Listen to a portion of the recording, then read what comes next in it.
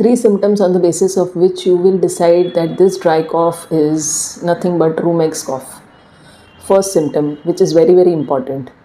This cough or the Roumeg's cough is initiated with irritation in the throat. So the patient says specifically that I have got an irritation in the throat and then I get a cough. So that is how you identify a Roumeg's cough. Second symptom, the patient says that my cough gets aggravated by talking or laughing.